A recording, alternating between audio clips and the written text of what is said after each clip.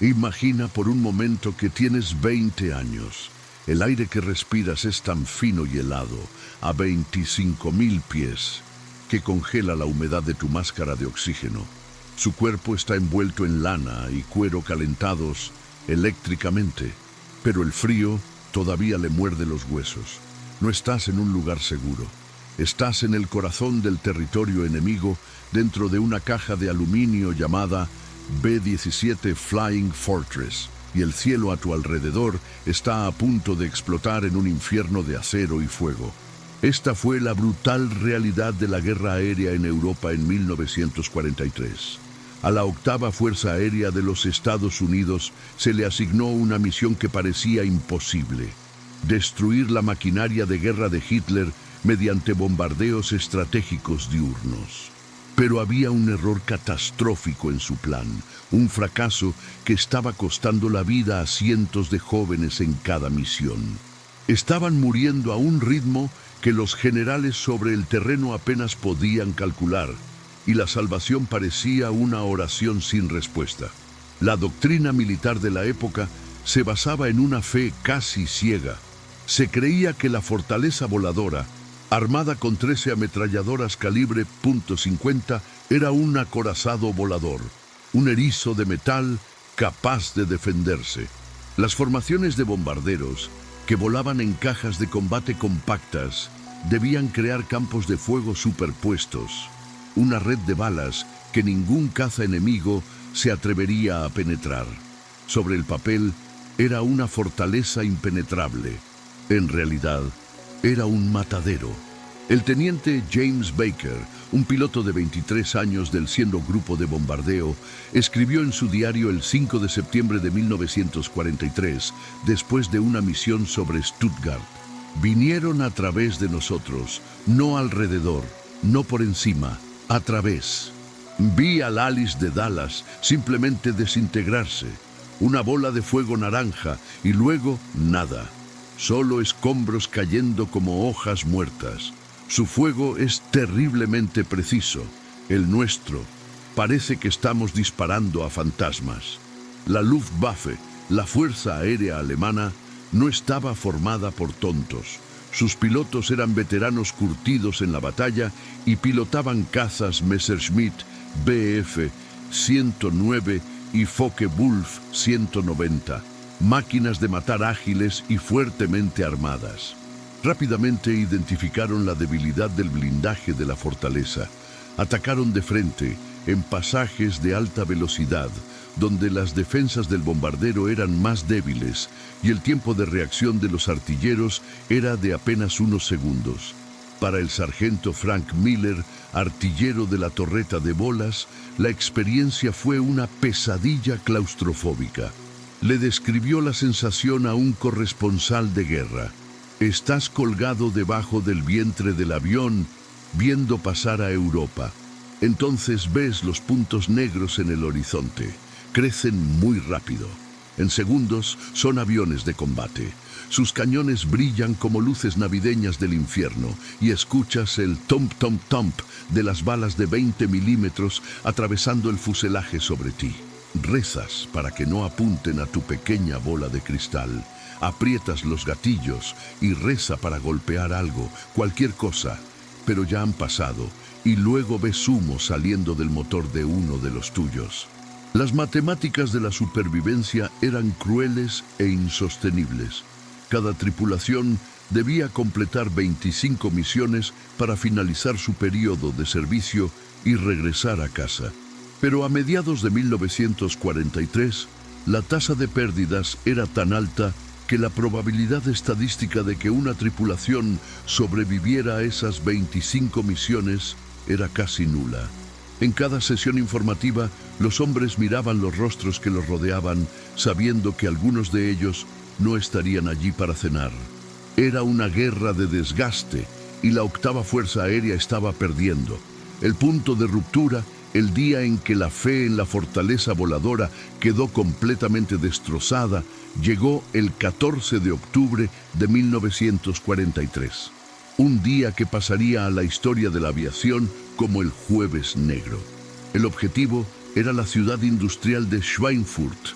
sede de las importantes fábricas de rodamientos de bolas de Alemania. La octava Fuerza Aérea envió una fuerza masiva de 291 bombarderos B-17 al corazón del Reich. Pero sus cazas de escolta, los P-47 Thunderbolts y P-38 Lightning, tenían un alcance limitado.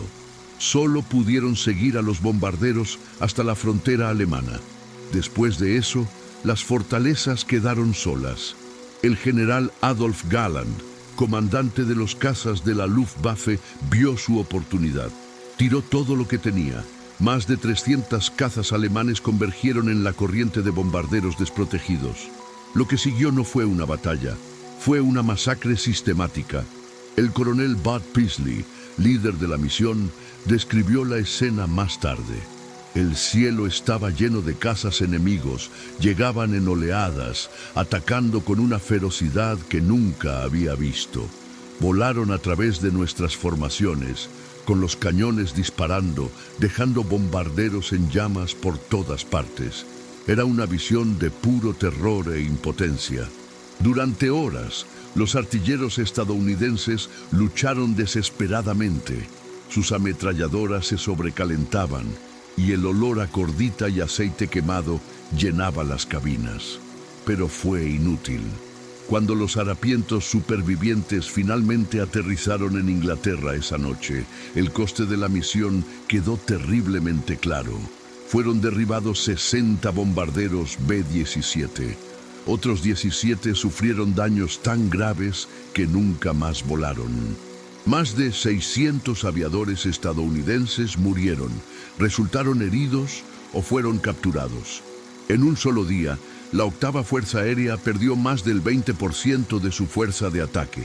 En Washington, el general Henry Hap Arnold, comandante de las Fuerzas Aéreas del Ejército, recibió el informe de la víctima y sintió un escalofrío. Se volvió hacia un asistente y le dijo con voz sombría: «No podemos soportar pérdidas como esta. La campaña de bombardeos diurnos acaba de terminar». La estrategia que se suponía iba a quebrar a Alemania era, en cambio, romper la columna vertebral de la aviación estadounidense. La fortaleza voladora resultó ser un mito. Los hombres estaban solos, desprotegidos y agonizando en los cielos helados de Alemania. Era necesario encontrar una solución o se perdería la guerra aérea en Europa. Pero ¿de dónde vendría esta salvación? Nadie, ni siquiera en los niveles más altos de mando, tenía la respuesta. Solo estaban seguros de que, si nada cambiaba, la próxima misión sería simplemente otro funeral en el cielo. En las brumosas bases aéreas de Inglaterra, las consecuencias del Jueves Negro fueron un silencio pesado, más ensordecedor que el motor de cualquier avión. Las camas vacías en el cuartel de Nissen eran monumentos silenciosos a los amigos que no regresarían. Los mecánicos trabajaban bajo las luces de los hangares, reparando agujeros de bala en alas y fuselajes, un trabajo sombrío e interminable. El sargento jefe Bill Jensen, jefe de equipo del 306. Grupo de bombardeo, confesó a un periodista: «Cuentas los aviones que salen, cuentas los que regresan. La diferencia entre esos dos números es algo que te devora el alma. Tapas los agujeros, cambias los motores, limpias la sangre y los envías de regreso al día siguiente, sabiendo que el ciclo se repetirá». La pregunta no era si un avión sería derribado, sino cuándo. La crisis resonó en los pasillos del poder. En High Wycombe, en el cuartel general de la octava Fuerza Aérea, el general Ira Iker enfrentó una presión inmensa. Fue el arquitecto de la campaña de bombardeos diurnos, un hombre que creía fervientemente en su eficacia. Pero los hechos fueron brutales, las pérdidas fueron insostenibles. Las conversaciones en Washington fueron sombrías, con propuestas para abandonar por completo los ataques diurnos en favor de los bombardeos nocturnos, menos precisos, practicados por la Royal Air Force británica. Para Iker y sus hombres, esto sería admitir la derrota. Sería decir que los sacrificios de cientos de tripulaciones han sido en vano. En un memorando urgente al general Arnold, fechado el 19 de octubre de 1943, Iker escribió: "No podemos tratar esta situación con paliativos. La eficacia de nuestra fuerza de bombardeo, y quizás el concepto mismo de bombardeo de precisión, depende de una sola cosa: una escolta de cazas que pueda llegar hasta el final". La necesidad era clara, pero la solución no. Estados Unidos tenía combatientes, y excelentes combatientes. El Republic P-47 Thunderbolt fue uno de ellos. Un gigante que pesa casi 7 toneladas, apodado Jarra. Era una plataforma de armas formidable, resistente como un tractor, y armada con 8 ametralladoras calibre .50 que podían partir a un caza enemigo por la mitad. A pilotos como el capitán Robert S. Johnson, del 56 o grupo de cazas, les encantó el avión. Johnson dijo: "En el Jarro podías sumergirte a través del infierno y regresar". Él podía recibir un castigo increíble. El problema era que bebía combustible como un hombre muriendo de sed. Podríamos llevar a los grandes amigos a las puertas del infierno, pero no podíamos entrar con ellos. Su radio de combate era simplemente demasiado corto. También estaba el Lockheed P-38 Lightning, un diseño radical con 2 motores y 2 fuselajes. En teoría, esa era la respuesta. Tenía alcance, velocidad y potencia de fuego. Pero el P-38, un éxito en el Pacífico y el Mediterráneo, tuvo problemas en los gélidos cielos de gran altitud del norte de Europa. Sus motores eran propensos a fallar en aire frío y denso, y su maniobrabilidad a gran altitud no podía compararse con la de los ágiles cazas alemanes. Los pilotos de bombarderos veían los P-38 con una mezcla de esperanza y aprensión. Eran una vista bienvenida, pero a menudo se veían obligados a regresar prematuramente a la base, dejando a los bombarderos expuestos nuevamente. La respuesta al dilema de la octava Fuerza Aérea no reside en sus diseños más célebres ni en sus cazas más famosos. Estaba en un avión que la propia Fuerza Aérea del Ejército de EEU apenas quería: un desvalido llamado Mustang P-51. Diseñado y construido por North American Aviation en un tiempo récord a petición de los británicos en 1940, el Mustang era un avión elegante y aerodinámicamente avanzado, pero su corazón estaba débil. Estaba equipado con un motor Allison V1710, un motor confiable, pero que perdía potencia drásticamente por encima de los 15.000 pies. En altitudes bajas, era un caza excepcional. Pero la guerra aérea sobre Alemania se libró a 25.000 pies, donde el Mustang, con motor Allison, quedó sin aliento y vulnerable. El ejército estadounidense lo relegó a misiones de reconocimiento y ataque terrestre, considerándolo inadecuado para el combate aire-aire a gran altitud. El avión parecía destinado a la oscuridad. Fue entonces cuando intervino el ingenio británico, en un momento que puede describirse como un milagro de ingeniería nacido de la desesperación. Un piloto de pruebas de Rolls-Royce en Inglaterra, Ronnie Harker, voló uno de los primeros Mustang y quedó impresionado por su estructura, pero frustrado por su motor. En una escueta nota a sus superiores, escribió: "Con un motor Merlin, este avión cambiaría las reglas del juego". El motor Rolls-Royce Merlin fue una obra maestra de la ingeniería, la misma planta de energía que impulsó a los legendarios Spitfires y Hurricanes. La idea de combinar el mejor fuselaje americano con el mejor motor británico era audaz. Rolls-Royce, trabajando a un ritmo febril, adaptó un motor Merlin 61 a la estructura de un Mustang. El 13 de octubre de 1942, exactamente un año antes del Jueves Negro, el prototipo P-51B, propulsado por Merlin, voló por primera vez. El resultado fue una revelación. El piloto de pruebas de North American Aviation, Bob Chilton, que voló las primeras versiones, quedó asombrado. En su informe, abandonó el lenguaje técnico y escribió con puro entusiasmo. El Mustang no solo ascendió, saltó hacia el cielo. Mientras que la vieja Allison jadeaba por aire, el Merlin parecía respirar más profundamente. A 30.000 pies, todavía estaba acelerando. Este ya no es solo un buen avión, es un pura sangre, es el mejor caza que he volado. La combinación fue mágica. El nuevo Mustang, rebautizado como P-51B, era rápido, maniobrable en todas las altitudes y, lo más importante de todo, notablemente eficiente en el consumo de combustible. Equipado con tanques de combustible internos y tanques debajo de las alas que luego se podían desechar, tenía el potencial para alcanzar el alcance que el general Iker estaba pidiendo desesperadamente.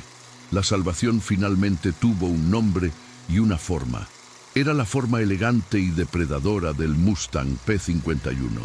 Ahora la única pregunta era: ¿podrían producirlo en cantidades suficientes y a tiempo para salvar a los hombres que todavía morían en los cielos de Alemania? Las noticias sobre un Mustang propulsado por Merlin han cruzado el Atlántico, pero la burocracia militar avanza a su propio ritmo glacial. Mientras los ingenieros celebraban un gran avance, las tripulaciones de los bombarderos seguían volando y muriendo. Cada día de retraso se midió en vidas. El general Arnold, finalmente convencido del potencial del avión, ejerció su autoridad con la fuerza de un martillo. En un pedido directo a North American Aviation y Packard, que construirían el motor Merlin bajo licencia, se fijó objetivos de producción que parecían imposibles. El mayor Tommy Hitchcock, agregado militar estadounidense en Londres y campeón de polo, se convirtió en un incansable defensor del Mustang y utilizó su influencia para acelerar el proceso. No vio el avión como un trozo de metal, sino como la única respuesta a la masacre que presenció. Los primeros Mustang P-51B comenzaron a llegar a Inglaterra a finales de 1943, en cajas de madera, desmontados. Fueron entregados al 354th Fighter Group, una unidad recién llegada, sin experiencia en combate, apodada Pioneer Mustang Group. Sus pilotos, jóvenes y entusiastas, miraron el nuevo avión con una mezcla de admiración y escepticismo. El teniente Don Blakesley, un veterano rudo transferido de un escuadrón de Spitfires para liderar, fue uno de los primeros en volar. Su valoración fue directa y contundente. Después del primer vuelo, le dijo a su equipo de tierra: «Pueden deshacerse de mis Spitfires. Este pájaro fue creado para luchar contra los hunos donde viven». El bautismo de fuego del Mustang, en su nueva función de escolta de largo alcance, se produjo el 13 de diciembre de 1943. La misión era escoltar a los bombarderos B-17 y B-24 en un ataque a Kiel, Alemania. Por primera vez, los combatientes de escolta llegarían hasta el final. Para las tripulaciones de los bombarderos, ver los familiares P-47 y P-38 alejarse sobre la frontera alemana fue un momento de temor familiar. Pero esta vez algo fue diferente. Una nueva silueta permaneció con ellos. El sargento Art Landry, artillero de cintura del 91, o grupo de bombardeo, describió ese momento en una carta a su esposa. Nos estábamos preparando para lo peor. Como siempre, los Jacks nos abandonaron y el cielo quedó terriblemente vacío. Entonces, el piloto anunció por el intercomunicador: «Está bien, muchachos, miren a su izquierda. Esos son los nuevos Mustang. Están con nosotros hasta el objetivo». Y ahí estaban. Más pequeño que Thunderbolts, más elegante. Volaron sin esfuerzo, batiendo sus alas hacia nosotros como diciendo: «Estamos aquí». Por primera vez en meses sentí la punzada de algo que creía haber perdido para siempre: la esperanza. Cuando la Luftwaffe avanzó para interceptar a los bombarderos, no encontró presas fáciles y desprotegidas. Se encontraron con un enjambre de depredadores. Los pilotos alemanes, acostumbrados a dictar los términos del combate, quedaron estupefactos. El Hauptmann Günther Rall, uno de los más grandes ases de la historia, se encontró con los Mustang por primera vez ese invierno. Más tarde recordó: los vimos y pensamos que eran Bf-109 en la distancia, pero se acercaron con una velocidad que no esperábamos. Podían girar con nosotros, podían subir con nosotros y en picado eran increíblemente rápidos. La lucha cambió ese día. La era de los ataques fáciles con bombarderos había terminado. Ahora teníamos que abrirnos camino hacia ellos. Los conductores del Mustang, aunque inexpertos, lucharon con una ferocidad nacida de la confianza en sus máquinas. El mayor James Howard, comandante del Grupo 354, volando solo el 11 de enero de 1944, se lanzó hacia una formación de más de 30 cazas alemanes que atacaban a un grupo de bombarderos. Durante más de 30 minutos luchó solo, lanzándose, disparando y defendiéndose de los atacantes, derribando al menos a 3. Las tripulaciones de los bombarderos observaron asombradas. No sabían quién era el piloto, pero lo llamaron por radio el as de un solo hombre. Por sus acciones, Howard recibiría la Medalla de Honor. Personificó el nuevo espíritu que el Mustang aportó a la guerra aérea. La vista desde la cabina del Mustang era radicalmente diferente a la del artillero de un bombardero. El teniente Chuck Yeager, un joven piloto que más tarde se convertiría en el primer hombre en romper la barrera del sonido, describió la sensación de libertad y poder. En el P-51 no era solo un objetivo esperando ser alcanzado, eras el cazador.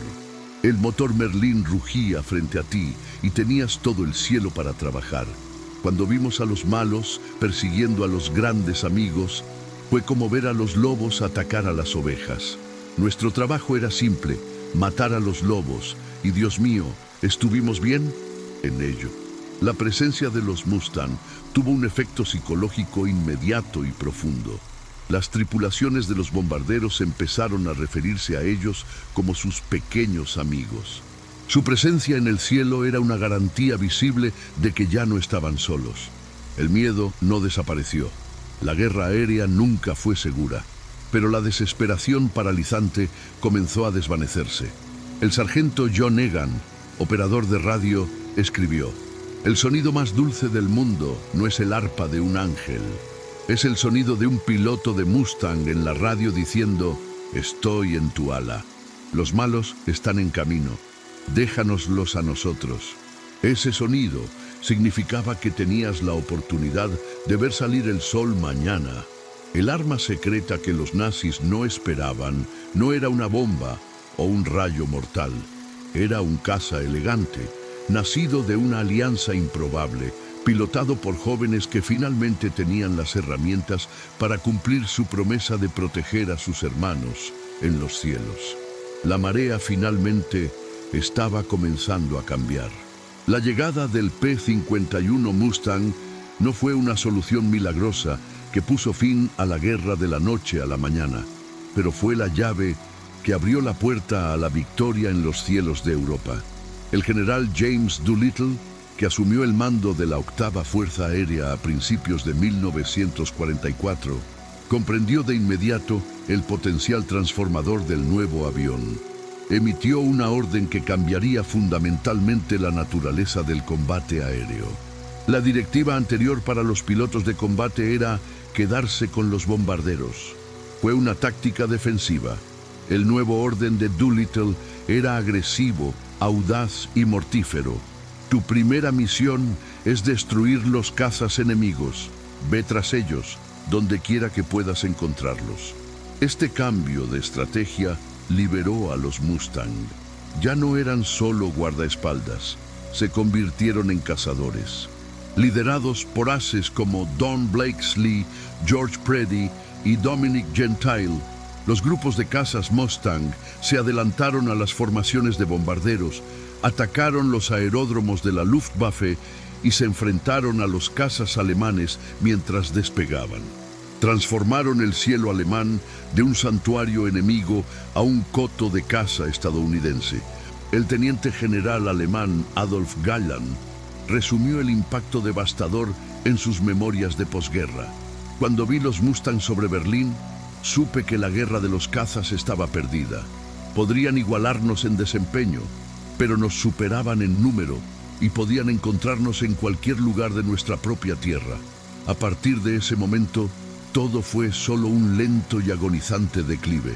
El máximo símbolo de esta nueva era fue la Gran Semana de febrero de 1944. Durante 6 días consecutivos, la Octava Fuerza Aérea, junto con la 15ª Fuerza Aérea, con base en Italia, lanzaron ataques masivos contra la industria aeronáutica alemana. Esta vez los Mustang estaban allí con fuerza, escoltando a los bombarderos hasta los objetivos más profundos y de regreso.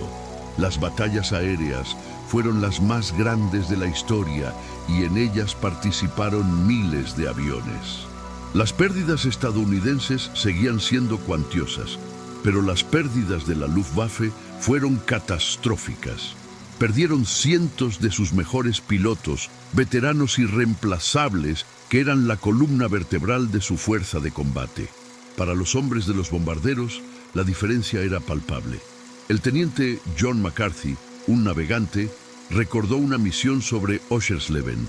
Fuimos atacados por unos 40 Focke-Wulf. En 1943 habríamos sido aniquilados. Pero entonces llegaron los Mustang. Descendieron en picado del sol como halcones. Vi un Mustang perseguir a un 190 a través de toda nuestra formación, disparando todo el tiempo, ignorando el fuego cruzado. Lo derribó a menos de un cuarto de milla de nuestra ala. Lucharon con una furia que era personal. Estaban vengando a todos nuestros amigos que habían caído. El pequeño amigo había destrozado la Luftwaffe. Al obtener superioridad aérea sobre el Reich, el Mustang permitió que la campaña de bombardeo estratégico finalmente lograra su objetivo. Las fábricas, refinerías de petróleo y centros de transporte alemanes fueron destruidos sistemáticamente, lo que paralizó la capacidad de Hitler para hacer la guerra. El P-51 no solo salvó a la Octava Fuerza Aérea, allanó el camino para la invasión de Normandía en junio de 1944. Sin el control de los cielos, el día D habría sido imposible. Años después de la guerra, en las reuniones de veteranos se reunían viejos pilotos de bombarderos y pilotos de combate. Se contaron historias, se compartieron recuerdos. Había un vínculo indeleble entre ellos, forjado en el aire fino y helado sobre Alemania.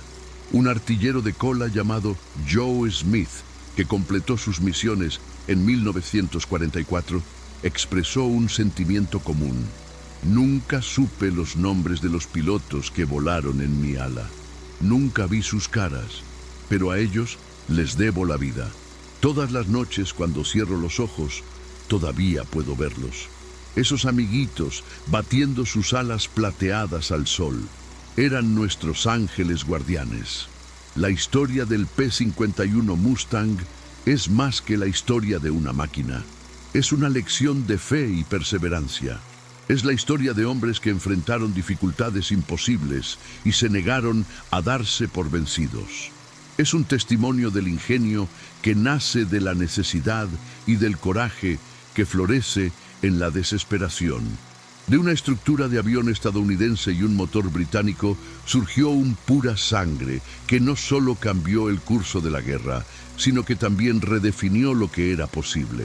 Salvó miles de vidas, no por ser el arma más poderosa o más pesada, sino por ser la herramienta adecuada, en el momento adecuado, en manos de los hombres adecuados.